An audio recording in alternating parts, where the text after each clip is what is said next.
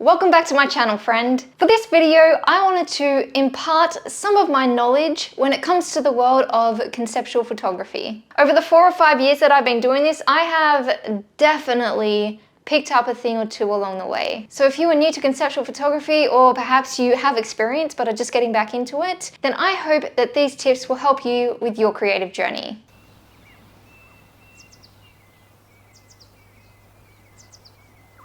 I'm going to split these tips into 3 separate areas: conceptualization, photo shoot, and editing. And be sure to hang around because there will be a bonus tip as well. Hooray! Okay, let's jump into it. Tip number 1.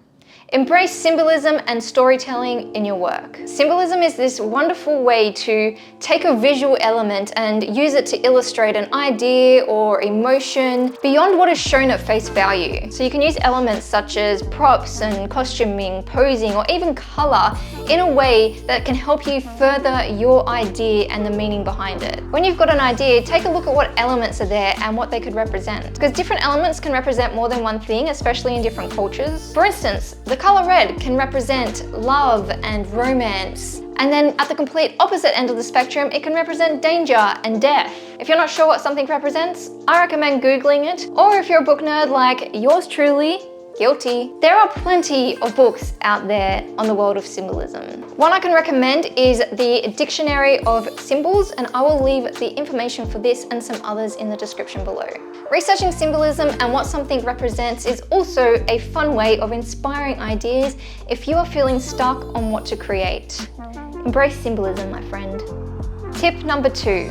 Get a notebook. Rest assured, ideas will come to you at all times of the day and night. So I recommend having a notebook handy, or even the Notepad app on your phone could work. But if you do have a notebook handy, then you can also sketch out your ideas as well, giving you a place to keep it all in one spot, and it's easy for you to refer back to. Write things down, make little drawings. They don't have to be fully realized ideas, but eventually they may become something. Having something like this can also be a source of inspiration. I have so many notebooks with my ramblings and badly drawn sketches, and I love going back through them even years later. So get a notebook. Tip number 3, be prepared. Now that you've got your concept and you understand the meaning and the story behind it, it is time to go out there and take some photos. But hold up, before you do, a little pre-preparation can go a long way, especially when you're starting out.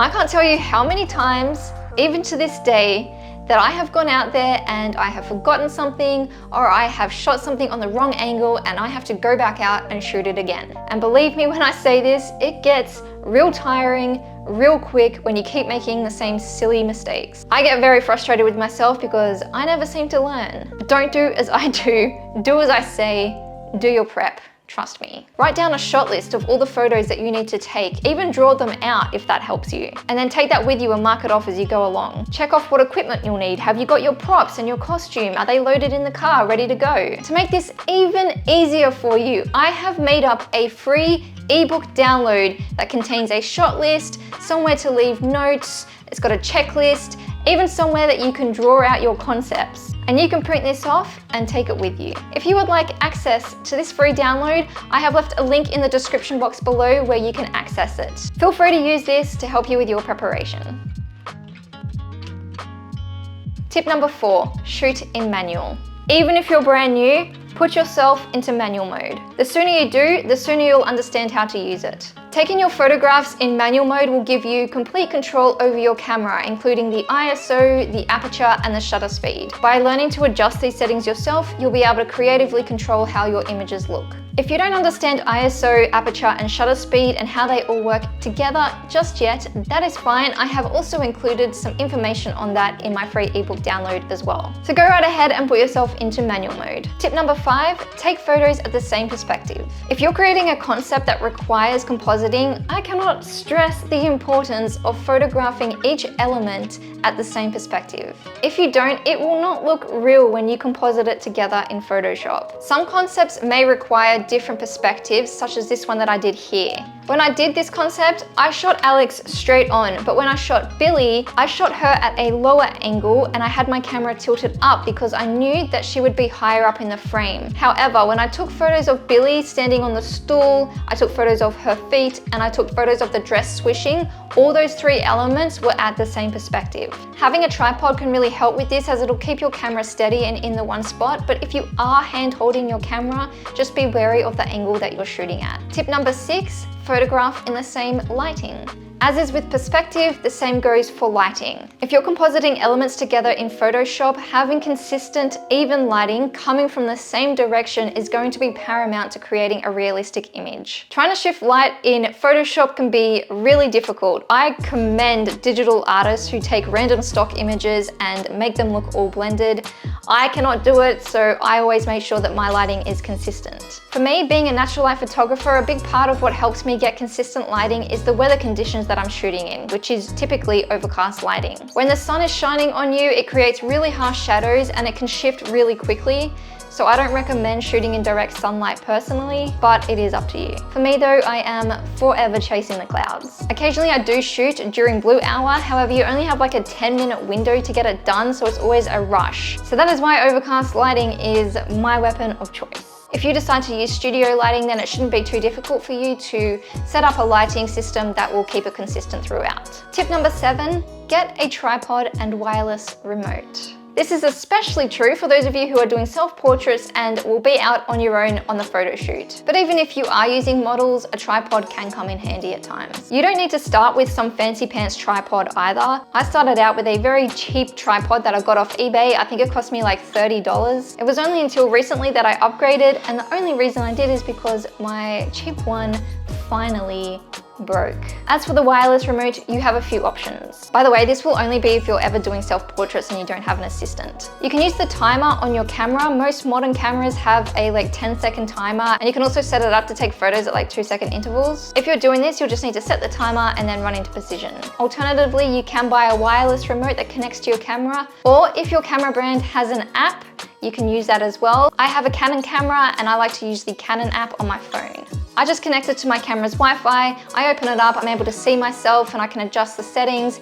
It really does make the process so much easier when I am by myself.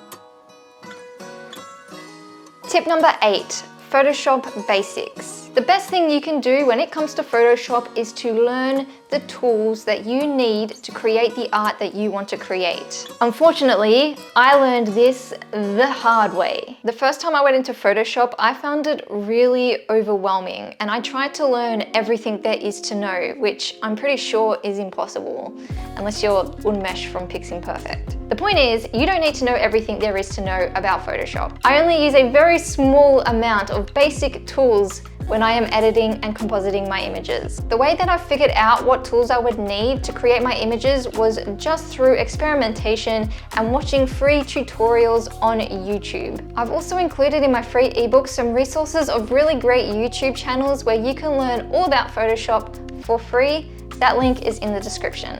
Tip number 9, invest in a tablet. If I were going to invest in one piece of equipment other than the basic necessities like a camera, lens, and computer, it would be a tablet. I've had this Wacom Intuos tablet from the get-go. I spent $150 at the time. It was their smallest and most basic one they had available, and it has made my editing process so much smoother, quicker, and easier, especially when it comes to masking something out, like myself, for instance. If I were doing a levitation image, I would typically mask myself out, and if I had to do that with a mouse, I would never get as accurate a cut as I would with the tablet. A very worthy investment. Tip number 10, research color theory. Taking the time to research color theory can really go a long way, especially when it comes to creating color consistency in your work, which in turn will eventually become part of your style, otherwise known as the elusive artistic voice. A good way of learning about color is to study the color wheel, which is great for finding color harmony and what works well when contrasted. I use a lot of red and blue in my work, which are contrasting colors, red coming from the warm side and blue coming from the cool side. Experiment with different colors and find out what works best for you. And don't forget about color in symbolism and what different colors can represent. And there you have my top 10 tips for conceptual photography. And now for the bonus tip, which is challenge yourself. Word on the street is you need need 10,000 hours of practice to master a skill. Whether that is accurate or not, I do know that the more you do something,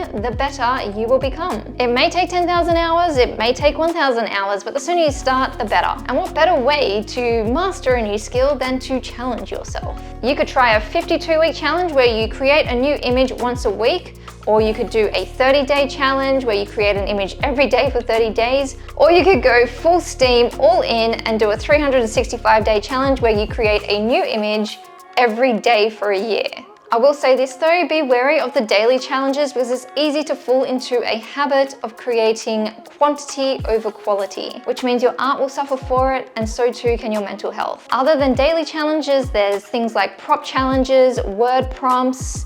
You could challenge yourself by only using one color. There's loads of different ways. Pick one, try them all, see how you go. Just make sure that you check in with yourself along the way and that you're always having fun. I really hope that these tips have been helpful for you, whether you are new to conceptual photography or you have experience. If you got something out of this, that is all I could ask for. Let me know down in the comments if you found this useful, and also let me know if you have other tips that I didn't mention today that you think I could benefit from. I am always open to expanding my knowledge. Also, don't forget that I have the free ebook downloadable in the description below. Please use it if you think it'll be useful for you. Thank you so much for being here today, and I'll see you next week. Over and out.